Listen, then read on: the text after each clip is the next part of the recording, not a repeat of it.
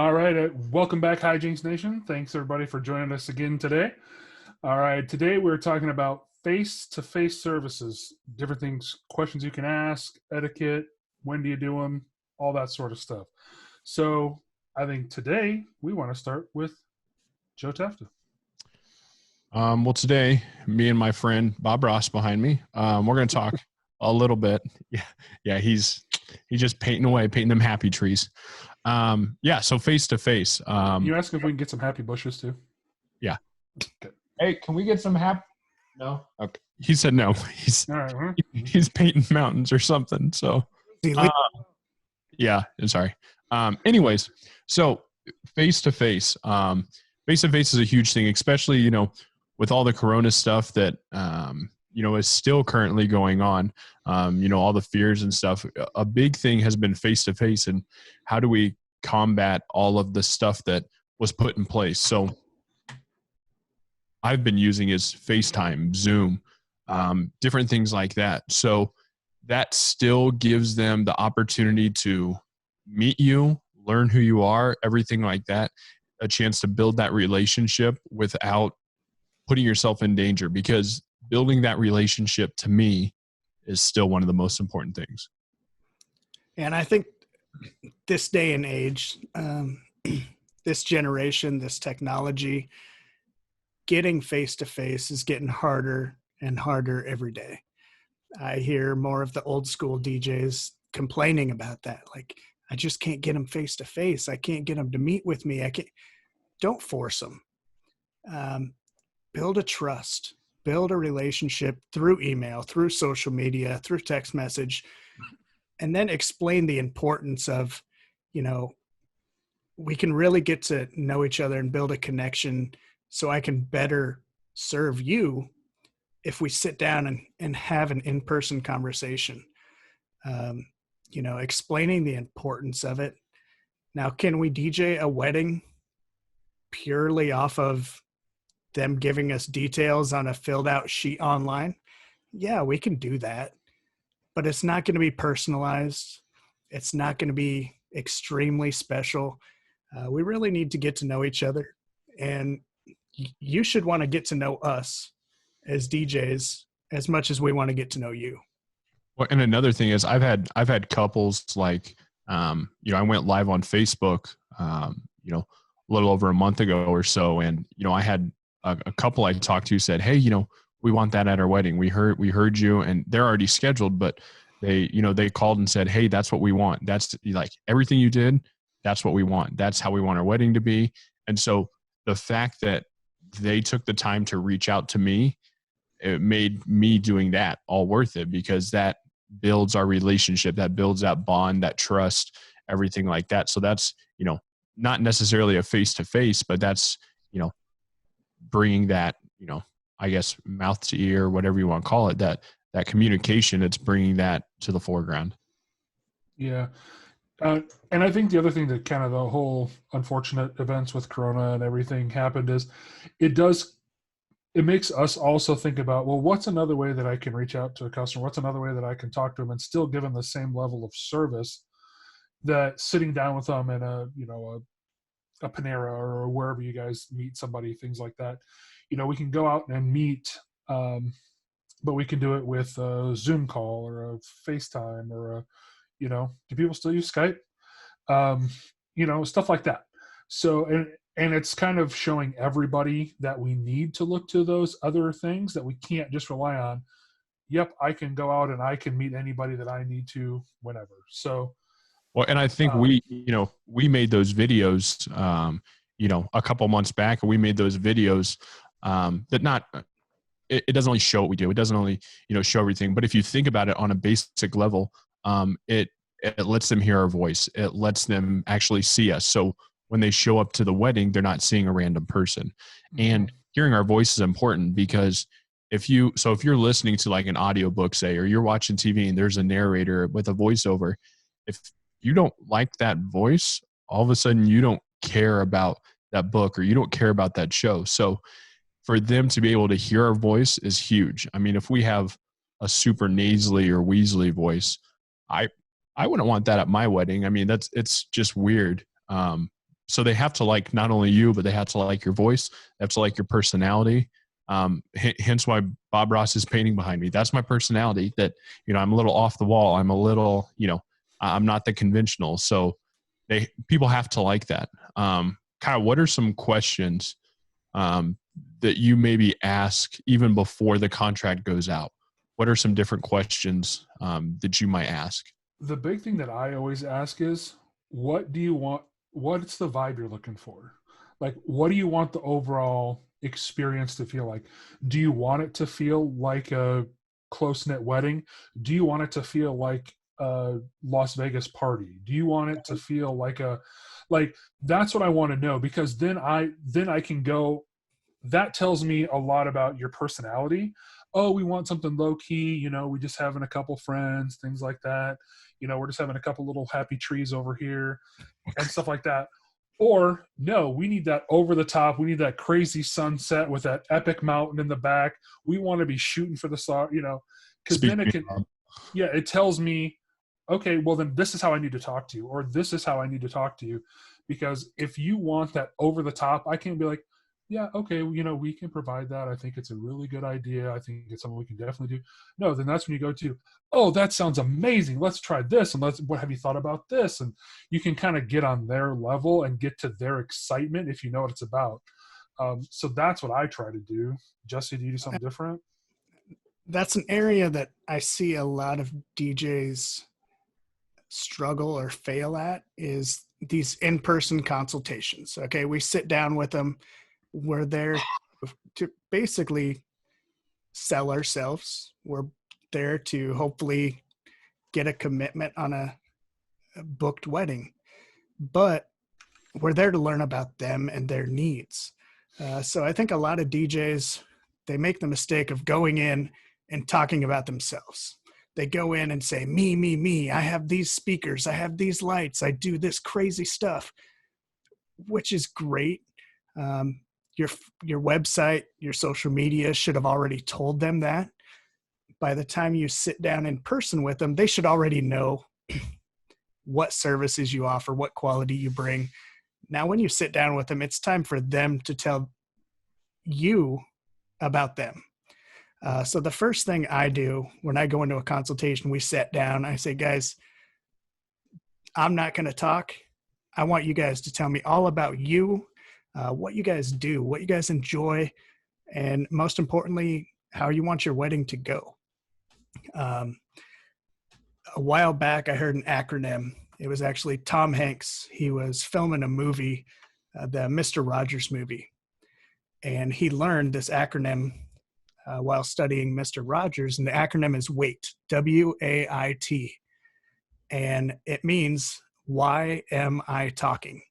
So he said that he would remind himself, he'd have just that wait word in the back of his head.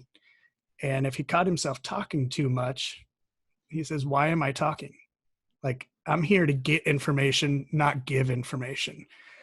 So if you just maybe put that in the back of your head and understand that you're at a consultation to get information. So ask them questions. People love talking about themselves. All you got to do is open that door, ask them a question that they want to go into. Ask them, one of my favorite questions I ask is, how'd the proposal go? Did you do anything creative, anything fun? You'll get a half-hour story right there. And it shows that you care. Mm-hmm. It builds that relationship. And I know that the other cool thing you can do is you can bring it up later, like when you're doing the garter, when you're doing the first stand, whatever it is, you can bring that up later, and all of a sudden they're like, got it.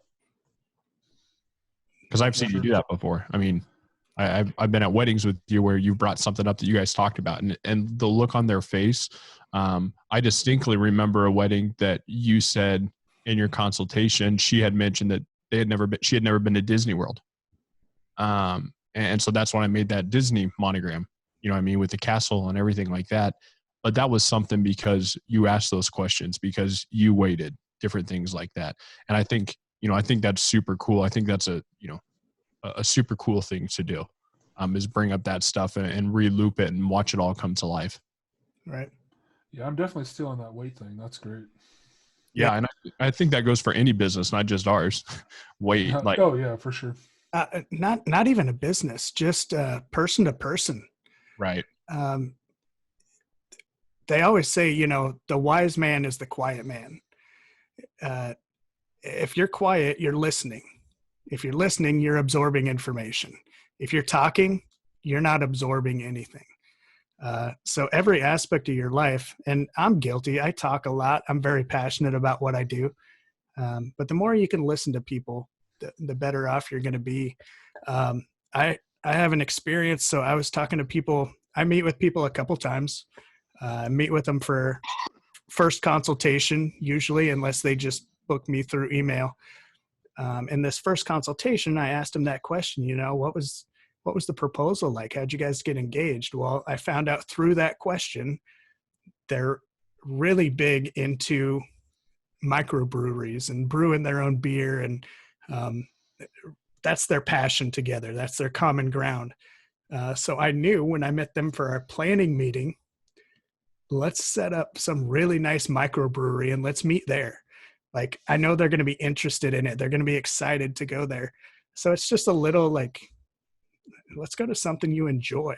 Right. And then if I remember right, their ceremony, so they have Unity candle, Unity sand, all that stuff that gets done all the time. Theirs, they each had their own microbrew, a bottle of their own that they their favorite, and they both popped it. They drank it right there. That was their Unity ceremony. Lucky. That's awesome. That sounds good. Sounds delicious. That is really good. I think he girl. Do what? That's a heck of a woman there. Yeah. Just pop it. And hey, you guys remember that one time that I drank a beer on here? I straight armed it. Yeah. Really well done. It actually went super well. So what are some? So if you can't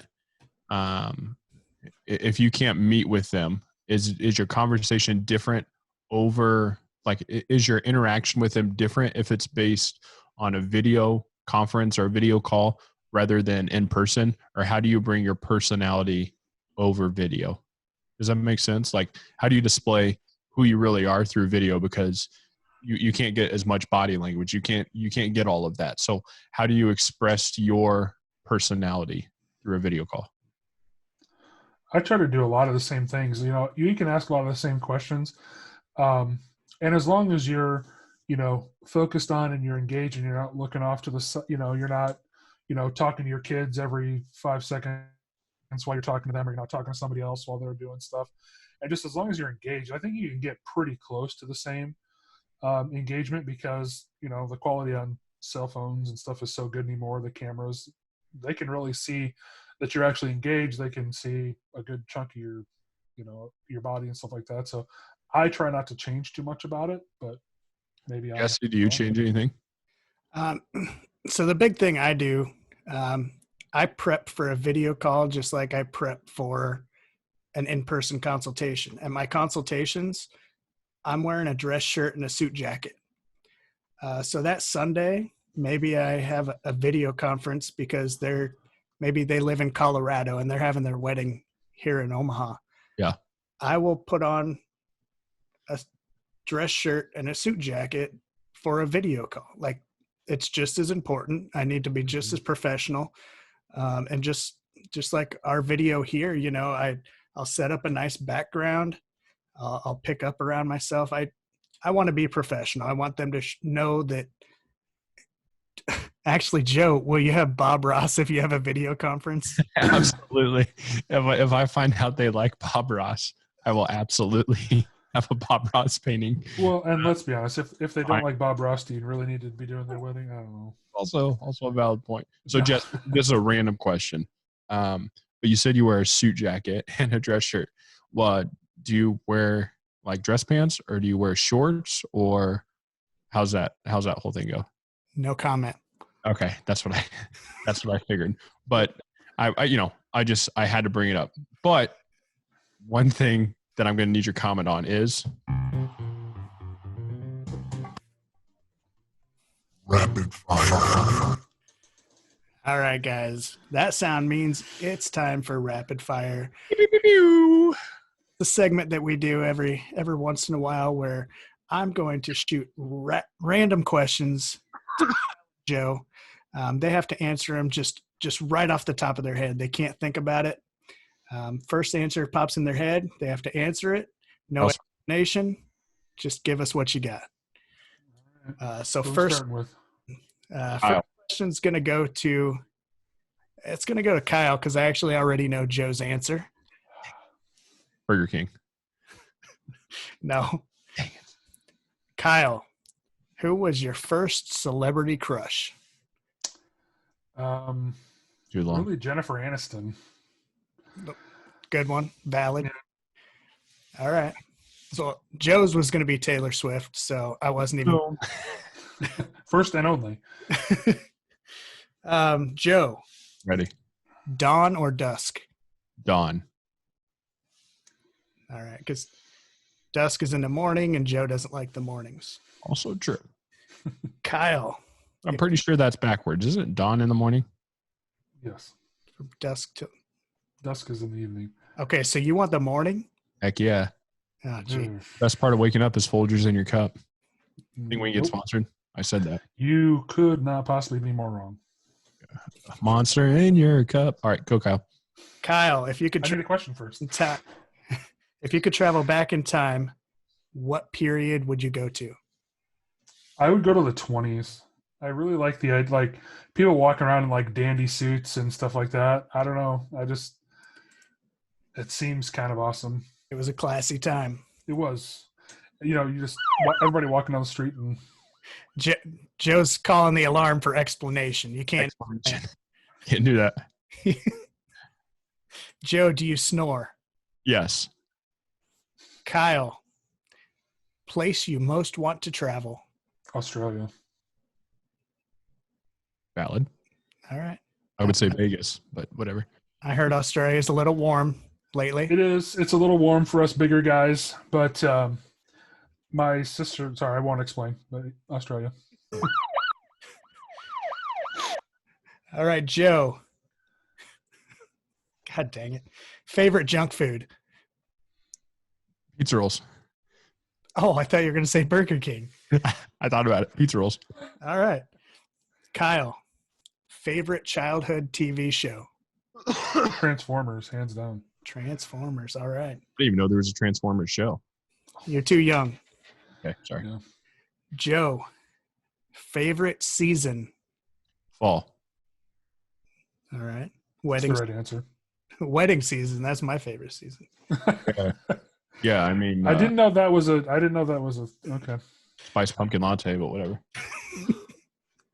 Kyle, what was your last Halloween costume? I was a cop. All right. And last question. Joe. Burger King. Say a word in Spanish. Hola. Not what you thought. He did better than I thought he did. Oh, I thought that was going to get dirty really fast. Yep, you're right. That was rapid fire. Rapid fire. Hey, we actually did them rapid fire that time too. We're crazy. Yeah, super good. Well, it's a good thing we had the police siren because somebody was explaining stuff. Somebody was explaining, and that was the explanation police. So yeah, were you mansplaining? Oh, yeah. He was a cop for Halloween. Yep, he was. You should know that. Is that what your siren sounds like in your car? No. Can you give us a demonstration of what your siren sounds like? 100% not. This is going to be great. Just a short one. No. I will say though that I do wish that we had the ones like they have in Britain because they're super annoying. Okay, I'll take that. That's there good. We got a noise out of him. Yes. There we go. All right. That was fun. That was good. I really enjoyed the segments. Also good. So another thing that we were going to talk about, and we kind of alluded to this earlier, we like to have that planning meeting face-to-face and stuff. The one that I really push for, because for some reason, a lot of the ones that I do, they want to do all the booking and stuff over email, messenger, phone calls, that sort of stuff. And then I do a lot of meetings at the venues. Um, do you guys push for those? Do you try to have those? I'm a huge proponent of those. I did never used to do it, and now that I do, I couldn't imagine not doing it. What are your guys' thoughts on those? Okay, I'll go. I wasn't sure who was going. I got confused, and You're all um, good. so yes, if they want to meet at the venue, of course, I'm 100% down. A lot of times I tell them whatever's easiest. So if it's easy for them to get to the venue, heck yeah, let's do it. If it's easier for them to do a phone call, let's do it. If it's easier, like it doesn't matter. I do like to get to the venues though. I will say that. I do like to walk through them if I haven't been there before, especially if it's a new venue. If it is a venue I've been at before, if they want to go, absolutely. But I do let them know, hey, I've DJ'd there. For instance, Honey Creek Resort in Southeast Iowa. I've DJ'd there numerous times. I know that venue like the back of my hand. So some of that is a little different if they don't want to make the drive out because it's in the middle of nowhere. If they don't want to make the drive out, I understand that one a little bit more. But if it's not a familiar venue, I'm with you, Kyle. I'd 100% like to go out. So I'm the same way. I absolutely love meeting at the venues. There's a few different reasons. So one of them actually is a little disagreements or objective against what Joe said a little bit. Because I think, Joe, where I think you're not looking is you've been there before. Right. You know the venue like the back of your hand. But let's walk them through. Let's talk about where they want to do grand entrance from. Let's For talk sure. where their head table is going to be. So the fact you do know the venue like the back of your hand, that's a strength that you have because you can walk in there and you can guide them and say, this is the best way I've seen it done. Or Right. the floor was the most packed when it was in this side of the room. So I think no matter how many times you've been at the venue, it's definitely still a strength to meet there. If you can, yeah. But yeah, for us DJs, if you've never been to a venue, even if you don't meet the clients there, it's good to maybe call the venue and set up a walkthrough. Outlets is something we're always after. Huge. Making sure we have good, reliable, clean power. And if we need to bring extra extension cords, if we need to set our speakers a long ways apart and bring a wireless system or extra XLR cable. So from a DJ standpoint, definitely good precautions to go to the venue. From a client standpoint, meeting your DJ at the venue can help give you a visual of how the whole day can go. So yeah, and it also, it builds one heck of a relationship between you and that venue. And that's, I'd say 25% of the success of my business has been based on building those relationships. So if anything, go introduce yourself to the venue owner, the venue manager, and say, hey, I love this place. I love, Right. how it's set up. And you mentioned Honey Creek, that's how you're there so much because you guys work so well together. Right. You get that from them and they get it from you. I have a couple of venues like that where not just a friendship, but we work together very well. Yeah. Sure. I mean, like making those relationships and stuff. There's a venue that I've worked with quite a few times, and they were actually doing a gigantic remodel. And they actually asked me to come down during their planning process and said, okay, from a DJ perspective, what should we do? Like, this is the things that we're looking about doing, but what do you think are some things that maybe we didn't think about, or maybe we didn't when they did their initial one? Like, how would it be easier for you? And I thought that was crazy that they were just like, hey, we're spending, I think they was spending close to $400,000 on renovating this place, that they wanted my opinion as to what, and I'm sure they probably asked other people, like, I'm sure that wasn't the only one, but it was just really cool that they were taking that into consideration. But it's because every time I went there, I was always we were working together and trying to get through stuff. And, I was showing up early and I was staying late and I was meeting the brides there before and doing those sort of things that unfortunately not all DJs do. And the venues noticed that. So, Yeah. And I think getting our opinion, so I DJ'd a wedding for a bride and groom, and his in-laws ended up building a venue that we've all been to. And while they were building it, he messaged me and said, "Hey, we're putting in a sound system. What's your opinion on that?" And I gave him my opinion on it.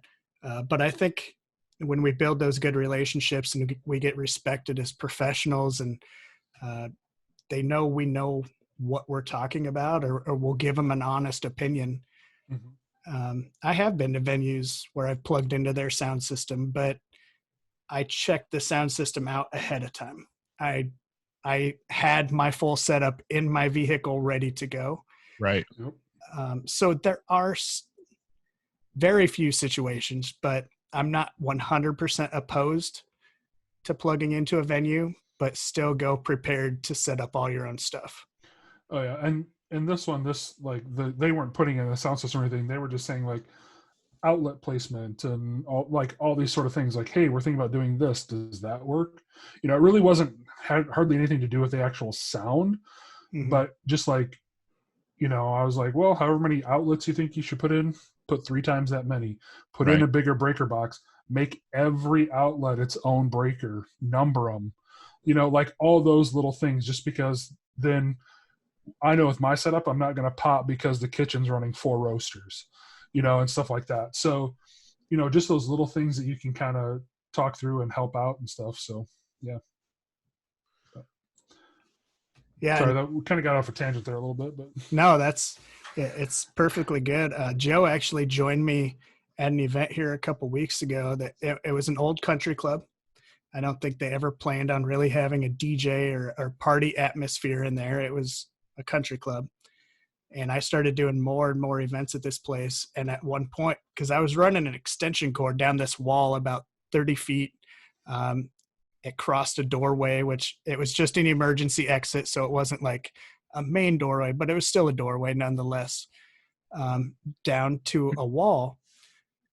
So finally I went to him and I said, "Hey, like, how much trouble would it be for you guys to run an outlet here by what you've now placed the dance floor?" Next time I went there, there was an outlet, and they understood. Yeah, that's so really nice. Just a little input goes a long ways. Yeah.